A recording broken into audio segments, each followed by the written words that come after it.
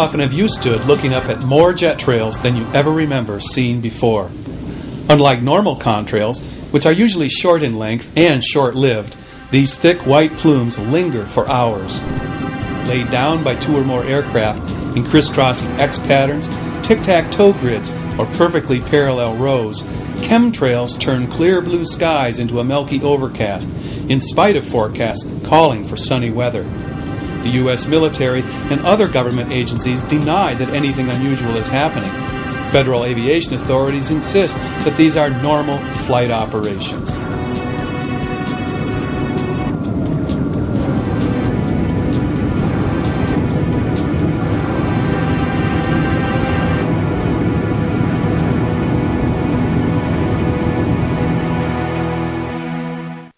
But in March 2000, when the U.S. Air Force grounded hundreds of KC-135 jet tankers to fix problems in their tail feathers, chemtrail sightings across the United States dropped from 24 locations to just 2. As the big jets were returned to service over the following week, chemtrail activity climbed right back to previous levels. Someone is stealing our skies. You know it's not passenger planes making these patterns, for these close crossing aerial formations often take place far from charted airways or navigational beacons and break all the rules regarding the permitted proximity of commercial aircraft. Watch carefully, and you can see artificial overcasts being made by 3- and 4-engine jet tankers, usually all white or sometimes silver in color. Even individual commercial planes, such as this MD-80 airliner, have been observed with unusually thick trails coming from their tail or wing-mounted engines.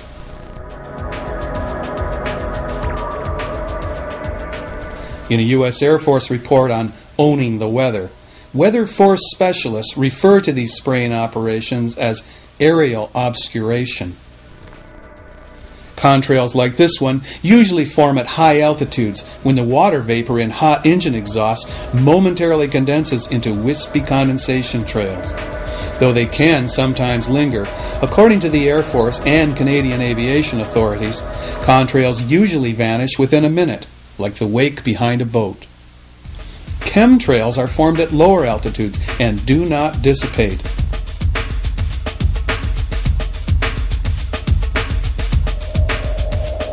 These broad white ribbons are often observed below aircraft flying at higher altitudes that leave no contrails at all. These photographs and video clips were taken in 1999 and the year 2000 over Gabriola Island, Victoria, and Vancouver, British Columbia, Moose Jaw, Saskatchewan, Sallisaw, Oklahoma, Santa Fe, New Mexico, Las Vegas, Nevada, Houston, Texas, Columbus, Ohio, and many other locations across the United States. What is going on? After 20 months of research by this investigative journalist and some dedicated researchers, we still don't know for sure. But we do have some compelling clues.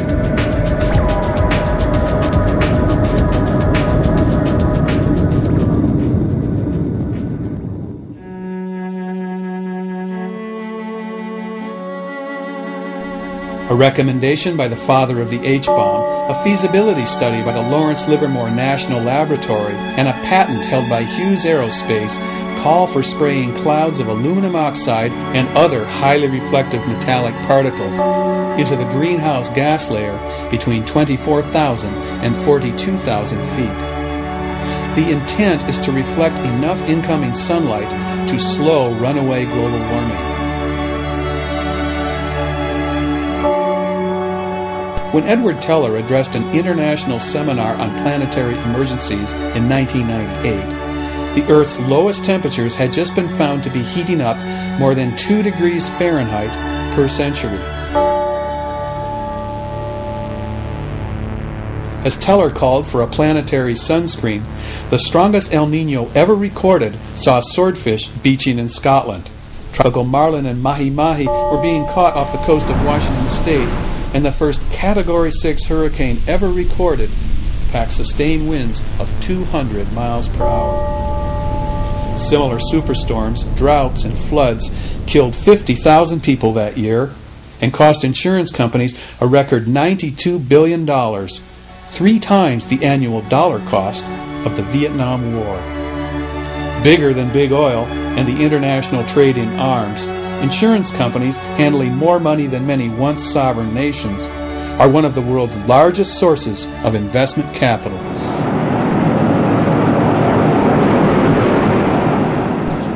Reeling from catastrophic storm losses, up 1,500% over the previous decade, this powerful lobby pressed Ottawa, Washington, and Whitehall to turn down the heat on global warming.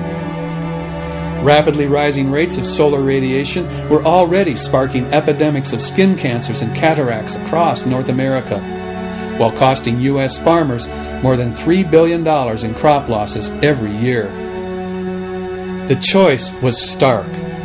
Disregarding the potential economic benefits of converting to clean energy, Lawrence Livermore calculated that cutting back fossil fuel burning 20% to 1990 levels would cost the U.S. economy $100 billion a year. But other calculations showed that using 700 Air Force tankers and possibly other aircraft to spray a protective sunscreen overhead could deflect 1% of the sun's energy, enough to neutralize global warming. The annual cost of this aerial spray program? Only $1 billion. No one at Dr. Teller's office knows if this proposed program is being carried out today. But the technology exists. In 1974, the U.S. Navy patented a contrail generation apparatus to spray sunlight-scattering powders from jets. And in 1991, a patent for stratospheric Wellsback seating for reduction of global warming was filed by the Hughes Aircraft Company. Besides reflecting incoming sunlight, Wellsback materials convert heat trapped by greenhouse gases near the surface of the Earth into far infrared wavelengths that radiate out into space. The Hughes patent suggests that these very tiny metal flakes could be, quote, added to the fuel of jet airliners so that the particles would be emitted from the jet engine exhaust while the airliner was at its cruising altitude. A former engineer for Alcoa Aluminum says that aluminum particles as fine as talcum powder will not harm jet engines. He added that the aluminum exhaust called for in the Sky Shield patent would appear as a pure white plume in the sky. Linked with Alzheimer's and osteoporosis, aluminum is a nervous system toxin that can cause many of the symptoms observed after chemtrail exposure. Evidence of aluminum in chemtrails was found in the summer of 1999 after 550 citizens of Espanola, Ontario, brought a petition before the Canadian Parliament to stop spraying by U.S. tanker planes that appeared to be making many residents sick. At a public meeting on chemtrails, the Ontario Ministry of